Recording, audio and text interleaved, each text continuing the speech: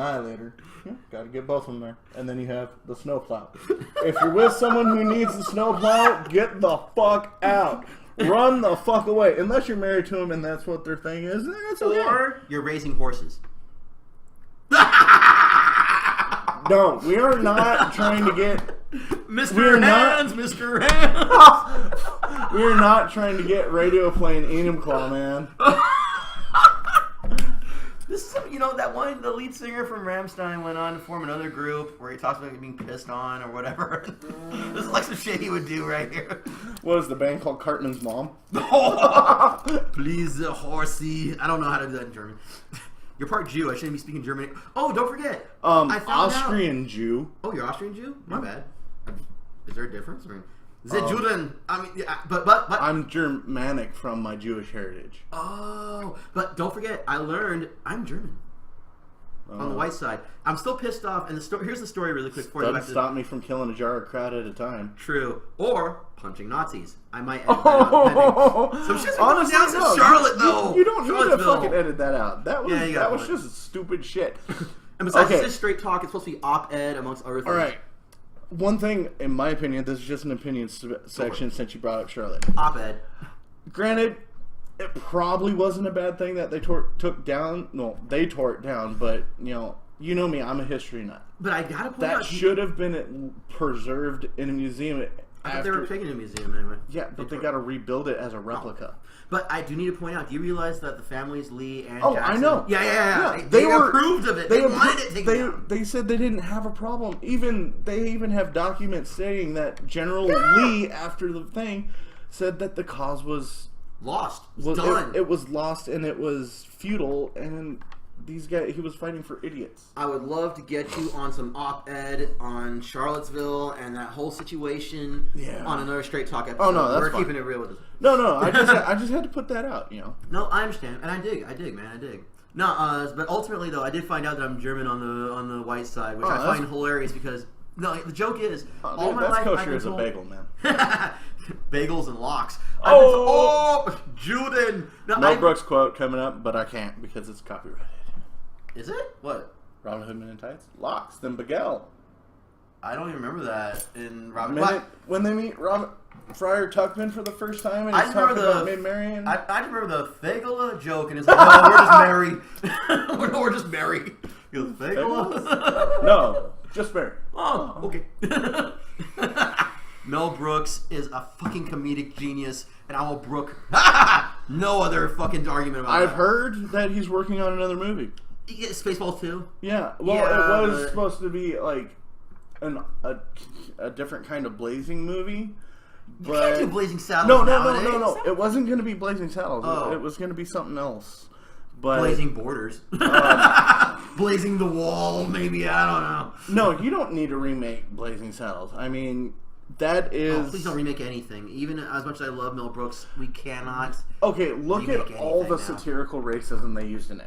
Yes, they used the word that N-word. That, we use casually between us. Yeah. But, I'm not going to use on a mass media service. Because, whether it be... no matter where this video is being posted... Look at my hands. I'm pretty fucking white.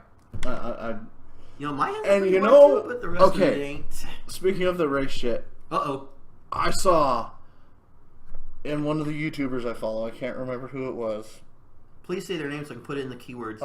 I wish I could remember. Damn it! I think it was DeFranco. Oh, I think it was Phil. I follow that fool. It was about this voluntary reparations website. What? Yeah, it was. You literally just it was like Craigslist, but for reparations. So you just put this stuff up to give to people, and I'm like, no, this is. That's not how it works. No, that's not how it should work. This is SJW black folk. Looking for handouts. Yes. No.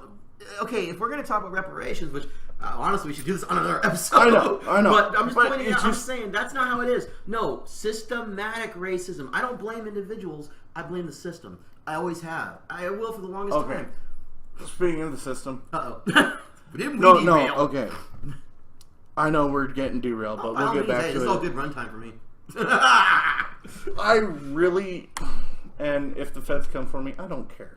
fuck it. I'm pretty much what they label an oath keeper.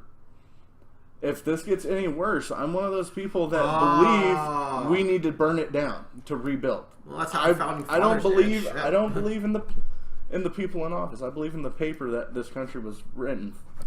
And last time I checked, they didn't believe in anybody either. They slashed and burned everything. They fucking worship the almighty dollar. Exactly. But even more so, once again, a lot of people will try and claim that the founding I had fathers... hope for Bernie, but, he got... Yeah. He got cucked. He got cucked. You can't even admit otherwise. I was a Bernie bro, and this nigga got cucked. It's sad. I caucused for Bernie. Damn. I went to a caucus for Bernie. I sat there for hours. Some of you may not get this joke. Just to be counted. Some of you may not get this joke. Some of you will. Some of you who know me and know Ogre personally will definitely get this joke. But this man put the cock in the caucus. We only have one other person in our group that could ever match up to this man. Oh God! Shit. First you bring my hands into it, and then you bring my anatomy into it. You know what they say about a guy with big hands and big feet and big ears, huge brains. So I get it, you vape. So I'm not even doing it right yet. I'm gonna edit this so much. So where we? I'm just saying. The Founding Fathers slashed and burned everything. The Founding Fathers were treasonous rebel scum, and that is what makes America great. It is. It does. Mm-hmm. The fact that it is inherent in our Constitution and our Bill of Rights that we can rise up and rabble-rouse and burn everything to the ground and start all over again if we want to. So that's why I always discuss it's not even if we want to. Mm-hmm. If you read the Constitution, mm-hmm. it is a right, not even a right. It is demanded from us in the Constitution. I need to find that. I would love to find that. I want to do an episode. It's not where we read should that. Or may. It is you must. Do this. I want to do an episode of this. I want to do an episode of this. Dude, my hand is moving so much. Well, you might want to put it on something since you were talking about it. If you're going to be doing this so much. Thank you. So, Kegro Magefang. That explains Kegro Magefang. A dark god of mercantile. He said he was kind of withered in his drow form. He did go as a caster. He did specialize in necromancy. He was a necromancer. Let's not fucking split. Necromancer! He wasn't the most powerful, but he did have, his divinity backing him on the power level, so that did make him even out. Yeah. Don't mind me, I'm just saying. And he was too narcissistic to go lich because, I'm a fucking demigod half dragon. Why do I need a lich for him? Go lich. You don't really hear a lot about liches in pop culture shit. Especially since they say it lick. It's like, I'm gonna lick this hard. But no. Didn't they do that in Adventure Time? Yeah, they actually got Ron Perlman to voice the Lich. I did not... Wait, Ron Perlman? Yeah. Damn, fool. Dude. That is dope as shit. I didn't know that. Dude, he's been sneaking around behind the scenes on a lot of projects doing little bit work. See, that's what I need to do. I need to do some shit. I keep hearing, oh, you got the voice, you should be a voice actor. Well, get me a job. Well, voice acting. I've got some talent, but there's voices that have already been, I've heard them. They're good. You're good. I've actually been doing my Roger Rabbit one at work a lot. People think it's pretty fucked up, the shit I talk about. I thought... I was thinking Jessica Rabbit. You said Roger Rabbit, and I never think of Roger Rabbit first. Oh, Eddie, let's go home and tag team Jessica. Oh, she likes that. Ooh, I'll play patty cake while you pound her from... That sounds less like Roger Rabbit and more like a gay Gary Shandling. I tried. But I didn't put you on spot. You did that. You did that. No. It's all right, bro. It's good. Still can't beat my meat wad. Your meat wad is excellent. You're about surprise to New York and number one. Please don't hurt me. Frylock, say try to put me in the microwave again. Say me hiding me out from his boyfriend. I kind of fucked that up. It's alright though. That was good though. That was good. Fuck it. That was good. It was better than your Roger Rabbit shit. No. To Elizabeth. I usually have to watch the movie before I can get it back in my head right. I actually want to joke around about there's a movie, but I saw the movie. I understand. No, I was heartbroken when he died. Oh shit! I don't want to talk about that. That ain't good. I'll always remember Bob Hoskins. Eddie Valiant. Oh yes! Oh damn! You want to talk about somebody who fucking? Now that was the guy who was good. That guy was good. God, but and I always loved how I did K-Grow. He was, even with my attitude, it was always, I didn't make any voices up for him. I did some draws and whatnot. It was always like, so. he spoke low and metered when he was contemplating. You gave him a cultured and very, you said, metered voice, and it was great. It was always, so, you want to make a deal, strike a bargain. What services are you requiring of me? But the other thing to consider is also when he got hype. He got hype in a cultured way. One of my favorite things was from the Faith Tables, Timmy. When he threw the book at you, he had such had some seriously urban fucking chops. Timmy on his Faith Table. Timmy was he a golem, like a 4-armed golem? He was a greater pit fiend. That was it. He got in an iron flask. You know, it's a magic item that has. Get in the flask. When I was actually playing K-Grow, I rolled it, rolled what popped out, and it was a greater pit fiend. Shit. And out of reflex, I used Finger of Death, and the guy running the game botched his save. Oh shit! So, in a split second, in like 2 rounds, he was fucking on the ground dead, and then I just stuck the flask on his head, and he went like, and then I kept him for later because he was in stasis. He didn't run. And then, I got him to a point where I actually could do something with him, so I made him a fucking flesh golem. I added a few extra arms, and he pretty much became the only undead that Kegro commanded. I mean, so that way he could put all the hit dice that demon had back into him, and he got to keep all his racial special abilities. You know, I like Timmy. For all I don't remember him talking, I like Timmy. Yeah, Timmy was cool. He actually vocal cords were as badass as darkly as Kegro is. He still wheezed. That was about it. Yeah, he was still one of the top contenders of if anyone's going to get with Harkonnen craze and produce offspring, it's him. Now, here's the thing. Now, I've mentioned a lot about, we've been talking about Kegro and whatnot, but what we also haven't talked about is that, well, you did mention he is a man of honor, a man of his word, and even more so contracts, you know? I wouldn't say honor. His version of honor. I mean, he kept his word. That was because he was lawful evil. Yeah, that too. But still, a person like Harkonnen Craze, who is a major player in the multiverse, in my Extreme Existence multiverse, which both this and the Generalist is a part of. For those of you who do not know, although you should, for the Kegro didn't worship anything besides, you know. Yeah, you're kicking it. He didn't feel like he needed to worship anything. He was just like, I'm already. Well, here's the thing. In the multiverse, just to explain, there are creatures that are stronger than gods, higher gods, beyonders, rising forces, something else, and overpowers. Overpowers are the absolute hippity top. They have 1,000 gnosis points of Aelon. They are more real than real. If there was only one overpowered, they creamed in the crop. Pretty much. They are the reason why planets exist, simply to kick out an overpowered, eventually. And not all planets can do that, and only hub worlds can do that. Every hub world will set out shadow spawns of themselves, constantly spawning realities throughout all of existence. And even despite all that, existence is still just a tiny iota, a tiny mite, a speck of dust compared to the void, compared to non-existence. See, the worst part about it is I'm talking to the camera, but the microphone's over there. Whatever. It'll still pick it up. It'll still pick us up. Oh no! You're sitting there staring at the camera's backflip screen, just like. So suffice to say, Harkonnen. Now, if there was only one overpowered in existence, that one overpowered can control all of existence. But the problem is, there's like 100,000 of these fucks. In all of infinity, there must be one. Kind of. In all of infinity, there is only there are 100,000 overpowered, which is still a minuscule amount in comparison to the concept of the Megaverse theory. Yeah, exactly. But even more so, there are stronger creatures than overpowered. But if you consider that there, no, I think we haven't even talked about this before. This is something you should learn as a co-GM. Well, no, I just had a kind of idea for any other games you start to run, and you might need my help. A sliders concept, like the show Sliders.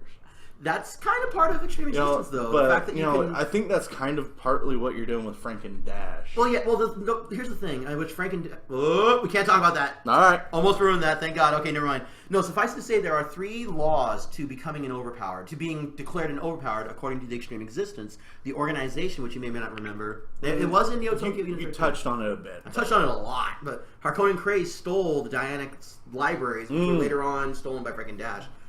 That's part of the library maze. That is the library maze. Suffice to say, there are 3 rules to being declared an overpowered and accepted by Extreme Existence. 1,000 points, 1,000 Gnosis points. That's the most important one. The other one, I forget. It's written somewhere. The third one is written down. It's written down. The third one is to be able to traverse existence, all existences, whether it be through science, magic, faith, whatever. You have to be able to travel on your own with nobody else's help, really. And once again, it could be scientific, it could be magic, it could be faith, it could be psionics, whatever. It could be you trip into the dusty ways, the gypsy ways. Shit, if Alita ever gets there, she'll just swing her sword. See, there's that too. I mean, but you need 1,000 points of Gnosis to actually be a full-blown overpowered in the Extreme Existence. Yeah, but the rules. She probably won't get there on mere choice because of her faith. And there is that, yeah. That's the other thing, is that if you stop as a god, let's say you're rising in Gnosis, you stop at 100 points, which is a god, then you can't go any higher. That's just it. That's all of your existence. But if you continue on to higher god, which would be Dorian Matsumoto, which would be, not Quentin, but Kegro's brother, and Kegro's brother. Yeah. The other one. There was another one. It's all right. I don't remember anyone. I don't have permission. We don't have permission to talk about him. But so I'd say Kegro and Quentin. Kegro and not Quentin. Dorian Matsumoto. Odin.